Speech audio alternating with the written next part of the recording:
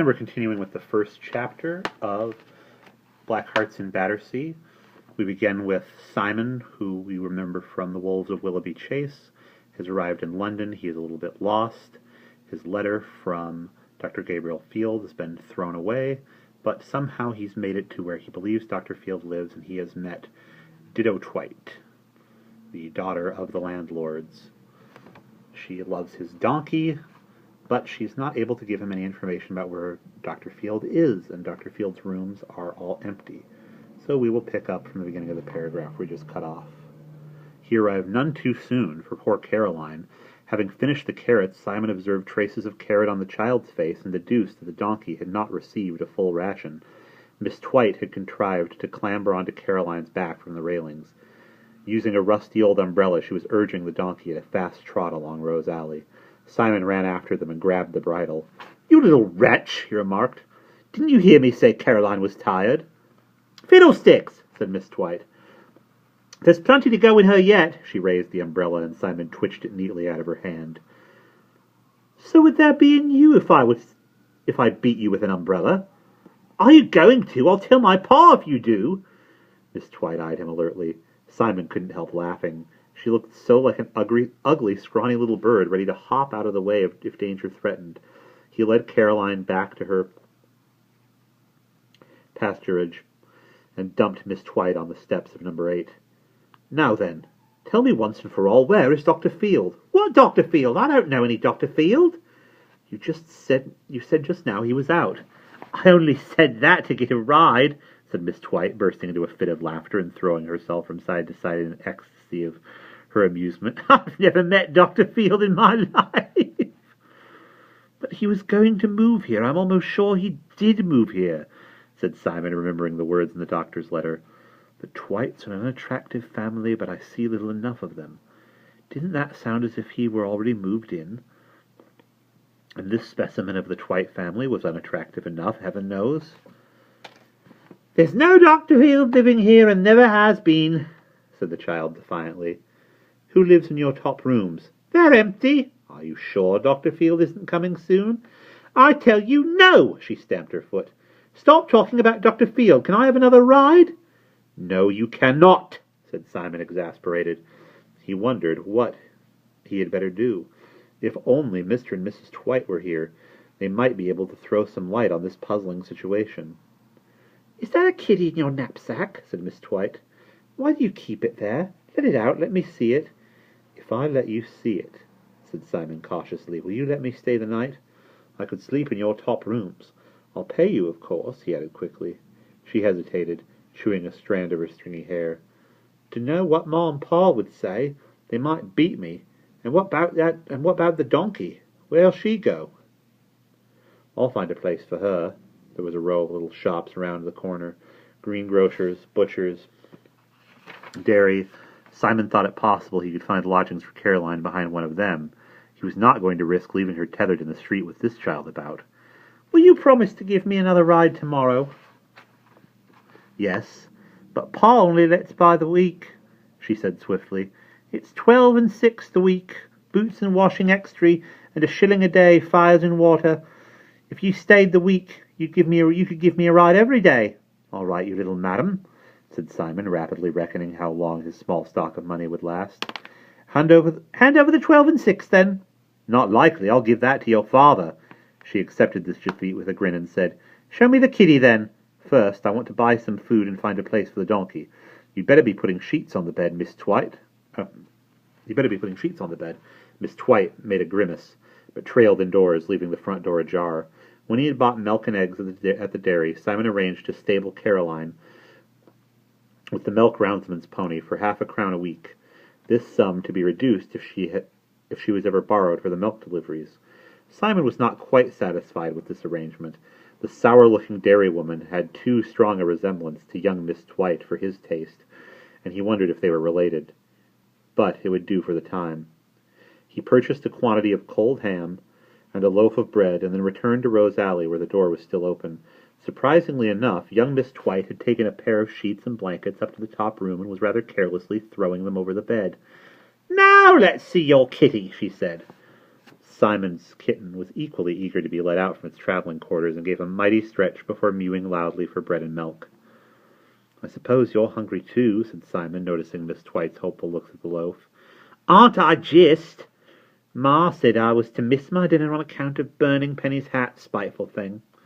"Who's Penny?" Simon asked, cutting her a slice. "My sister. Oh, she's a horrible girl. She's 16. Her real name's Penelope." She mouthed it out disgustedly. "What's yours?" "Ditto." "Never heard that name before." "It's after a barge. So's Penny's. Can I have another bit?" He gave her another, noticing that she had already eaten most of the ham. "Can I take the kitty down and play in the street?" "No, I'm going to bed now, and so's the kitty. Tell your father that I've taken the room for a week, and I'm writing for Dr. Field. And I'm waiting for Dr. Field." "I tell you," she said, turning in the doorway for emphasis, "there ain't any Dr. Field. There never has been any Dr. Field." Simon shrugged and waited till she had gone. Then he went across into the room that faced onto the river and stared out of the window. It was nearly dark by now, and the opposite bank glittered with lights, some low down by the water, some high up on St. Paul's. Barges glided upstream with the tide, letting out mournful hoots. Dr. Field had been here. Dr. Field had seen this view. Dr. Field must be somewhere, but where? Simon went to sleep, though the mattress was hard and the bedding scanty. At about 1 a.m, however, he and the kitten, who was asleep on his chest, were awakened by very loud singing and the slamming of several doors downstairs. Presently the singer apparently mounted several flights of stairs. The words of the song could be distinguished. "My bonnie lies over the North Sea. My bonnie lies over in Hanover. My bonnie lies over the North Sea. Oh, why won't they bring that young man over? Bring back, oh, bring back my Georgie to me, to me." Simon realized that the singer must be one of the Georgians, or Hanoverians, as they were sometimes called, who wanted to dethrone King James and bring back the pretender, young Prince George of Hanover. He couldn't help wondering if the singer were aware of his rashness and thus making known his political feelings. For since the long and hard-fought Hanoverian wars had secured King James III on the throne, the mood of the country was strongly anti-Georgian, and anybody who proclaimed his sympathy for the pretender was liable to be ducked into the nearest horse-pond, if not hauled off to the Tower for treason. "Abednego!" cried a sharp female voice. "Abednego! Will you hold your hush this instant? Hold your hush and come downstairs. I've your nightcap a warming and a hot salamander in the bed, and besides, you'll wake the neighbours." "Neighbours be blowed!" roared the voice of the singer. "And what do I care of the neighbours? I need solitude. I need to communicate with nature. I'm going to sleep in the top room. Mind, I'm not called in the morning till 11 past, when you can bring me a mug of warm ale and a piece of toast." The steps came very unsteadily up the last flight of stairs. The kitten protrudently retired under the bed just before the door burst open, and a man lurched into the room. He carried a candle, which after several false tries he succeeded in placing on the table, muttering to himself, "Cursed Picts and Jacobians! They've moved it again. Every time I leave the house, those Picts and Jacobians creep in and shift the furniture." He turned toward the bed, and for the first time saw Simon sitting up and staring at him. "A Pict!" he shrieked. "Help! Ella, there's a Pict in the house! Bring the poker and the axe, quick!" "Don't talk, fiddlesticks," the lady called up the stairs. "There's nothing up top that shouldn't be there, as I should know. Didn't I scrub up there with bath brick for days together? I'll pict you." "Are you Mr. Twite?" said Simon, hoping to reassure the man. "Ella! It speaks! It's a Pict, and it speaks!" "Hold your hush, or I'll lamb-blast you with the salamander," she shouted. But as the man made no attempt to hold his hush, but continued to shriek and beseech Ella to bring the poker and the axe, there came at length the sound of more feet on the stairs, and a lady entered the room carrying not the axe, but a warming pan filled with hot coals, which she shook threateningly. "Come along down this minute, Abednego, or I'll give you such a rousing," she snapped. And then she saw Simon. Her mouth and eyes opened very wide, and she almost dropped the warming pan. but retaining her hold on it, shortened her grip and advanced toward the bed in a very intimidating manner. "And who might you be?" she said. "If you please, ma'am, my name is Simon, and I rented your top room from your daughter, ditto, this evening. If you're Mrs. Twite, that is," Simon said. "I'm Miss Twite, all right," she said ominously. "And what's more, I'm the one lets rooms in this house, so I'll tell that young good-for-nothing baggage. Renting a room all and sundry. We might have been murdered in our beds."